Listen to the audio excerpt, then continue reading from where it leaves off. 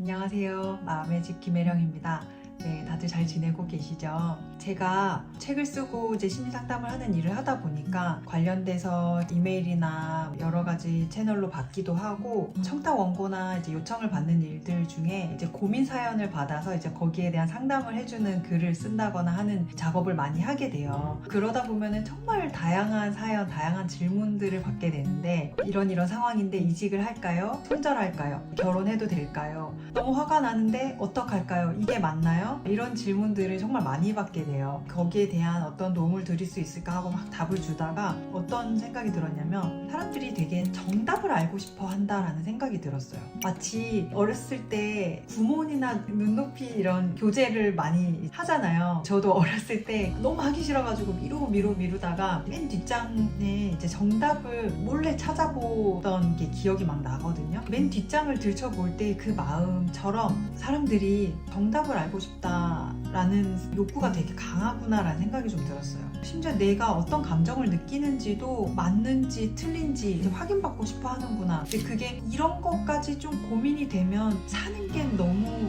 어렵겠다. 정말 많이 불안하겠다라는 생각이 좀 들더라고요. 사실 정답은 없죠. 그 말은 모든 게 정답이 될 수 있다라는 뜻이기도 하죠. 진로, 회사, 이직, 연애, 결혼, 출산, 육아, 인간관계 여러 가지에서 100만 명의 사람이 산다면 100만 명의 정답이 존재한다고 할 수 있죠. 왜냐면 그 사람마다 다 각자의 상황이 있고 각자의 욕구가 있고 각자 맞닥뜨리는 것들이 너무 다양하기 때문에 어떤 하나의 정답을 내릴 수는 없을 거예요. 그런데 왜 이런 질문을 하는 사람이 많을까요? 결국에는 이 정답을 찾기에 불안한 사람이 많다. 사람들은 누구나 확신을 갖고 싶어 합니다. 미래에 대한 불확실성, 그 미래를 예측할 수 없다는 사실, 또 그 미래를 내가 다 통제할 수 없다는 사실은 엄청난 불안감으로 다가오죠. 이게 불안을 높이는 주된 요인인데 그 불안 속에서 사실은 내가 잘 살고 있는지 내가 맞는지 확인받고 싶어하는 건 되게 자연스러운 욕구예요. 저도 지금 4번째 책을 쓰고 있는데 항상 주기적으로 첫 번째 책부터 지금 4번째 책까지 작업할 때마다 늘 2주에 한 번, 달에 한 번 이런 식으로 이렇게 쓰던 원고를 뭐 2-3꼭지씩 이렇게 보내가지고 편집자님께 피드백을 받습니다. 이거는 사실 데드라인을 만들어서 이거를 계속 부지런히 쓰게 만들려고 하는 동력이 되기도 하지만 이 피드백 자체가 저한테 되게 힘이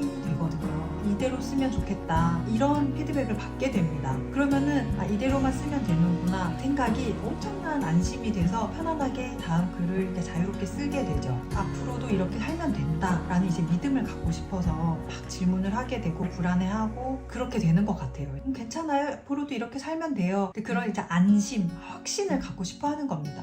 요즘은 그런데 그런 확신을 갖기가 너무 어렵죠. 왜 어려울까요? 여러 가지가 있겠죠. 우선 정보가 너무 넘쳐납니다. 살면서 참고할 정보들이 너무너무 양적으로 과하다 보니까 혼란스럽죠. 길을 갈 때 항상 참고하는 게 있어요. 이렇게 나보다 더 힘있고 지혜로운 무언가를 이제 뭔가 등대 삼아서 마치 이제 뭐 별자리를 보고 이제 방향을 찾는 것처럼 뭔가 따를 수 있는 존재나 가치가 우리는 필요합니다. 왜냐면 우리는 알아요. 우리가 되게 나약하고 연약한 존재라는 것을. 그래서 옛날에는 이제 종교가 그런 역할을 했죠. 성직자를 찾아가서 상담을 한다던가 하는 일들이 있었죠. 신앙의 자리가 이제 많은 것으로 이제 시간이 흐르면서 이제 대체되었는데 뭐 과학과 기술일 수도 있고 뭐 철학, 문화, 더 나아가서 요즘에는 심리학이 그런 역할을 하기도 하는 것 같고요. 또 특정 사람을 우상화한다거나 이제 막 따르잖아요. 그 자본주의 사회에서는 특히나 이제 돈, 물질 이런 것들이 이제 힘이 많이 생긴 것 같습니다. 그런 것들을 이제 따르는 이제 그 가치가 물질주의, 성과주의 이런 거에 있기도 합니다.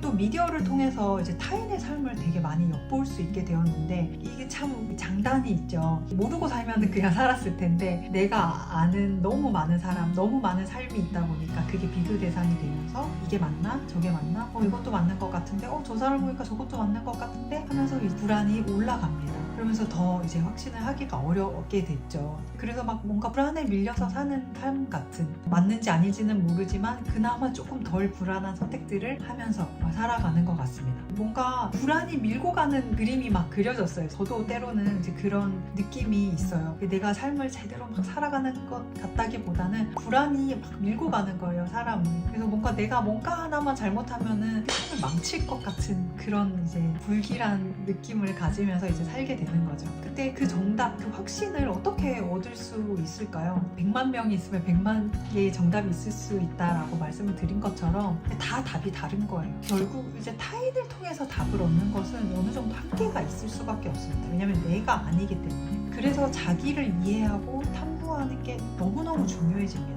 그런데 아이러니하게도 그게 더 중요해질수록 이게 요즘은 그 자신을 보기보다는 너무 볼 것들, 듣게 되는 것들이 너무 많다 보니까 시선이 자꾸 외부로만 가서 더 답을 찾기 어려워지는 거죠. 상담을 하면서도 결국에는 자신이 스스로 답을 찾도록 도와주는 역할을 이제 상담가가 하게 되는 건데, 결국에 나를 이해하는 것, 이게 너무너무 중요한 거예요. 나를 있는 그대로 아는 것, 내 감정, 내 욕구, 내가 어디서 진짜 기쁨을 얻는지, 혹은 내가 뭐 왜 이런 거에 유독 집착을 하게 되는지, 이런 것들을 이해할 수 있어야 되는 거죠. 확신이 없는 상태로 이제 사람들은 이제 맞는 것처럼 보이는 행동들을 많이 하게 되는데, 이제 요즘은 이제 표현할 창구들이 많이 생기다 보니까 옷, 뭐 자동차, 여행, 맛집, 뭐 이런 것들 이제 무엇 했는지를 사진으로 남기면서 나는 잘 살고 있다라는 걸 보여주고 싶어 하기도 하고, 그냥 그 소비 자체로 나를 보여주는 그런 사회이기도 하잖아요. 그러다 보니까 내가 소비하는 것, 내가 뭘 가졌는지, 이제 내가 어떤 것들을 하는지를 이렇게 보여주면서 안심을 하고 싶어 하는 거죠. 난 잘 살고 있는 사람이야. 하지만 돈이 아무리 중요해졌다고는 하지만 내 계좌가 내가 아니고, 내 직장이 내가 아니고, 내 인스타그램이 내가 아니고, 내 옷장이 내가 아니죠. 동시에 그 모든 장면들이 나의 일부일 수는 있죠. 근데 나를 이해한다는 건 사실 이런 거예요. 내가 너무 뭐 부자가 되고 싶어. 그런데 그것에 막 너무 집착해. 집을 못 살까봐 불안해. 그럴 때 격한 감정이 올라올 때 그 밑에 마음을 보는 거죠.